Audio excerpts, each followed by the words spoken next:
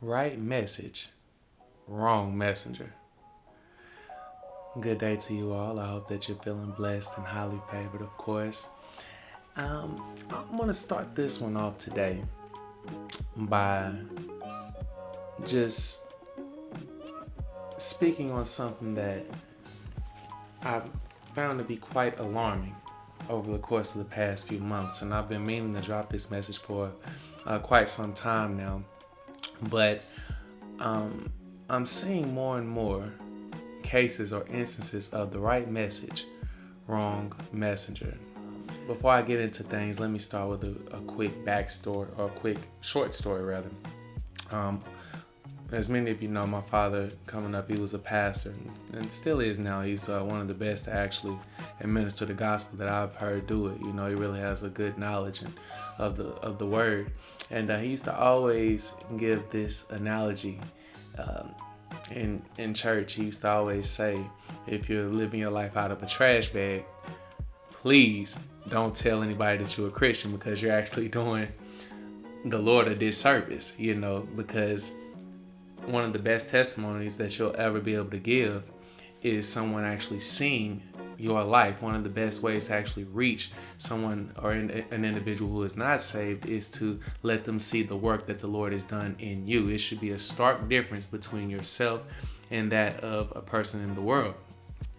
And that used to resonate with me, all throughout growing up, because I see so many people even now to this day who proclaim that they're, and I really don't too much care for the term Christian. It's not really found in the Bible like that. And when it was kind of used as a derogatory term. And then so oftentimes when you say Christian, folks don't know if you're Roman Catholic or what. So, really I like, a follower of the way, a follower of Christ, of one who have a relationship with Yahshua. I prefer that much more over the word Christian rather.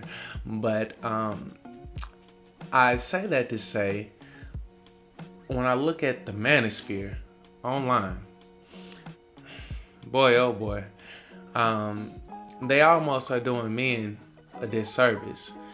They speak so loud and boisterously about what a man should be. And oftentimes I see that they actually have the right message, but it's simply the wrong messenger. And it's simply not going to be effective towards anybody, because it's my belief that reform, change, it cannot come from the mouth of a lame. It just can't happen. Like, if you're not an informed representative, if it's not appealing, if it's not attractive what you're presenting or what you're offering, who's going to want to follow that, or who's going to want to get down with you? Oftentimes I look at, you can look at any strong party. If you look at gang members, oftentimes this is one of the most appealing people in the community to the young man. They're the ones that are getting money. They're the ones who are driving the nice cars. They're the ones who women are attentive to. Or even if you look at the celebrity, which casts a wide net over popular culture, these are the ones who are typically glorified. These are the ones that are appealing. I've heard it even go as far as some women say that, oh, it doesn't count if I have sex with a celebrity. That's not really cheating. That's neither here nor there. Going on even beyond that, on a college level, typically the ones that are appealing to young individuals coming into the college sphere are the fraternity members, or on the flip side of that, the sorority members. And so all throughout, what I've saw is, or even, when you go from prison, oftentimes the gentleman coming home, they're coming home Muslim, this, that, and the third, because this is what's appealing on the, in most penitentiaries. If you're not going to go the gang route, then they typically go on the Muslim route, And so all across the board, people want to identify with something. And typically, it's going to be that of something that's appealing to them and something that they would love to shape themselves after. Now, when I'm looking at the Manosphere online, and I don't even like the word beta and alpha and all that. I feel like either you're just a man or you're not. But I do believe in masculinity and femininity. And oftentimes when I'm looking on here, it's disappointing and it's shameful. And I'm hearing the messages oftentimes, and I'm like, well, damn, what young man is going to be tempted to follow after what you're speaking on? To give a primary example, Mr. Jason Whitlock. You probably are familiar with him. He had a great run, I believe, on ESPN. I've seen him all throughout. He went over to FS1 for a little second, was on Speak for Yourself, and now he does his own thing online, Fearless. And I actually like his. I like his show. He's definitely great at what he does. But when oftentimes the topics that he's speaking on, I'm conflicted because it's the right message, just the wrong messenger. When you're speaking on things of being a man, or you're speaking on masculinity, or the way that a young man should be conducting himself or going the way of, I'm sorry, but nobody's going to... let me speak for me personally. I don't have a desire to, I don't feel a fat man can tell me anything about women. Not even a fat man, but a fat trick. I know you a trick. You know what I mean? I know this. I be wanting to ask a lot of these men sometimes, when is the last time a woman just wanted to have sex with you? Without you having to compensate or give her something in return for that. It's obvious that you're not a Mac, that you're not no type of ism, nothing, So it's damn, you talking about being masculine and all this, that, and the third.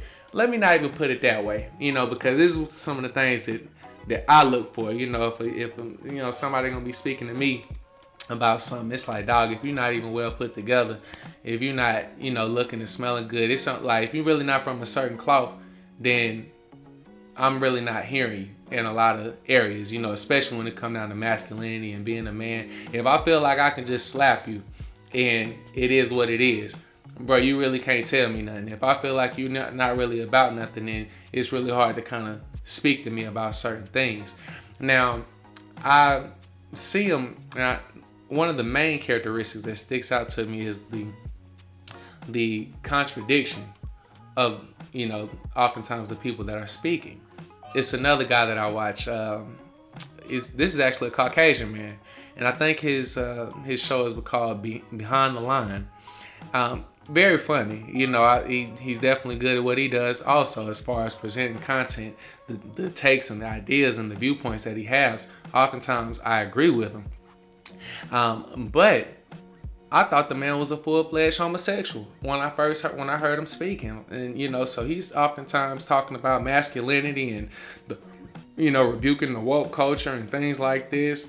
But I really thought the man was a homosexual. And then, until he started telling personal stories about him and his girlfriend and, and this, that, and the third. But I'm like, man, this man is extremely feminine, even in his mannerisms, how he's, talking and conducting himself. I'm like, man, maybe it was his voice. I don't know. But I'm looking at it, and he's getting a large following over there. So obviously he's doing something right. But when it comes time to talk about certain things like masculinity and this, that, and the third, I'm like, right message, to me, wrong messenger. And I guess he has his crowd, but who, in my opinion, is who is going to reach the black youth? I guess that's who I'm more so concerned with. Outside of the rappers, they're the teachers nowadays, the rappers, and we all know that they're going to promote foolishness. They're not going to be telling anybody anything constructive or productive to be doing. Long gone are the money rappers. Or I at least came up in the era when in my young 20s, man, my favorite rapper was Gucci. Gucci, and everybody who came from his camp, Young Scooter, the Roccos, and everybody who was talking fly shit, talking about getting some money, having a bankroll, and talking some fly shit to a shawty, you feel me? These are the rappers that are, at least standing on your own 10 as a man, not letting nobody take nothing from you. These are the type of folks that I wanted to emulate, or, at least wanted to listen to or bump in the car. This is the music that agree with my spirit. But those days are long gone. Now it's just about being a drug addict, popping pills, and doing whatever, just living your life and dying young, really with no purpose, just doing whatever you want to do until you expire. See, let's go back to Jason Whitlock for a minute. I remember not too long ago, him and Jalen Rose, he tried to spark something up with Jalen Rose the same way that a woman would. It was very feminine. But oftentimes when you're eloquent and fluent in speech, you feel like you can just pass anything off to people and just explain it in a way to where they will understand your side of the story. But, you know, with me having discernment the way that I do, I could clearly see what was going on. Now, obviously, here we have Jalen Rose, who I would consider more so. If I would definitely be listening to Jalen Rose about masculinity way before I would Jason Whitlock. So, obviously, when I'm looking at this, I'm like, dang, okay, off the rip, I would feel like you hating on Jalen. And so he's starting to show off, and then, you know, Jalen correctly identifies this and says, you know, you basically just trying to do this for ratings. You're trying to call me out, but you're not going to get that response from me. And basically he invited him to a fisticuffs. And, you know, Jason Whitlock took the high road and, Jalen, you need to stop acting like you're that same kid out of the Detroit projects. It's time to grow up and be a man, this, that, and the third.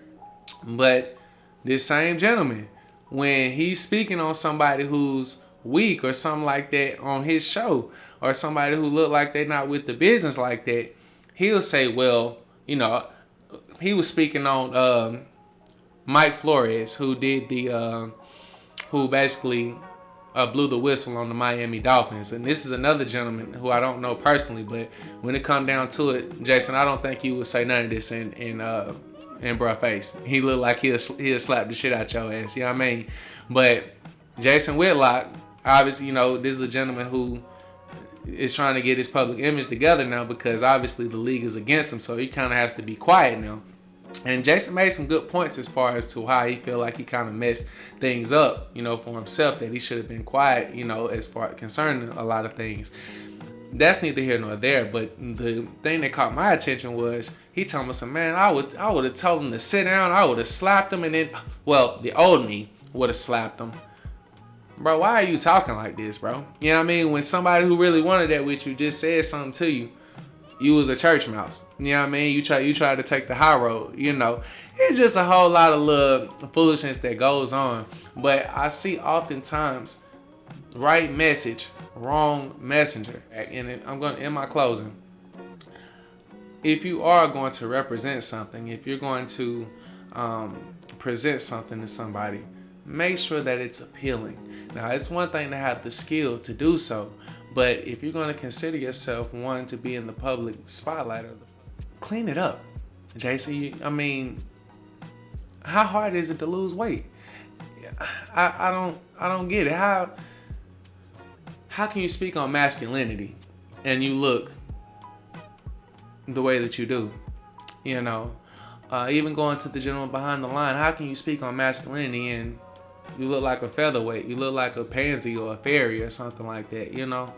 How can you speak on women and your mama raised and you soft on shorties and it's you paying for women and women are running everything around you and you buying bitches, like, you know what I mean? Like, how can you speak on these topics? And, you know, to me, you just in the way, and you you're definitely a misrepresentation of the truth. And to me, man, if you're not going to raise up, or you guys would be better suited, invest in your qualities into somebody who actually has the ability, the charisma, the appeal, the look of what is needed. This is the same thing that popular culture actually does. You know, oftentimes the rappers, the stars or the celebrities, they're merely the puppets. The people that are behind the scenes, the wealthy or the privileged, so to speak, they're the ones who are really running things. But they understand the minds of the people. They understand from a psychological standpoint how people look up to beauty, the fascination with a beautiful smile, with hips, big booty, breasts, things to this effect. You can almost get away with murder. You know, just look back to what's going on in popular culture right now. This has always been used to control the masses. When they look to shoot commercials, who are they going to put in there? When they want to make something appealing to the black youth, when they want to filter in, when they wanted to make homosexuality the new norm, where did they start at? They started off in the youth. the attractive youth, whatever the youth appealed to them, whatever they liked, and then as they continue to raise it up, they present it to us in all of our shows, the P-Valleys, the things that, all the little black shows. You witnessing some type of, gay activity. You seeing feminized men doing a lot of homosexual things in the bedroom. I remember that one movie with Gabrielle Union and my boy Ghost. He was a full-fledged homosexual. She caught him busting, he was in the closet, you know what I mean? So they introduce these type of things or these messages through people that are actually appealing and attractive to the masses. So why are we not doing the same? The people who are standing for something, like Malcolm X said, I forget exactly how he put it, but you are to be an informed representative that is able to defend what you are presenting. You're supposed to look the part. You're supposed to be appealing, in every regard. And that's just my take on things. But of course, I just come here to actually stir up debate amongst the people, and you guys definitely tap in. Tell me what you think. Do you see what I see when you're looking at the masses, or when you're looking at positivity? That's really what I'm focused in on. Anybody with the message of positivity typically is coming from the mouth of a lame, man. So, hopefully we can change that around. But, definitely comment, like, subscribe, and until the next time, be blessed.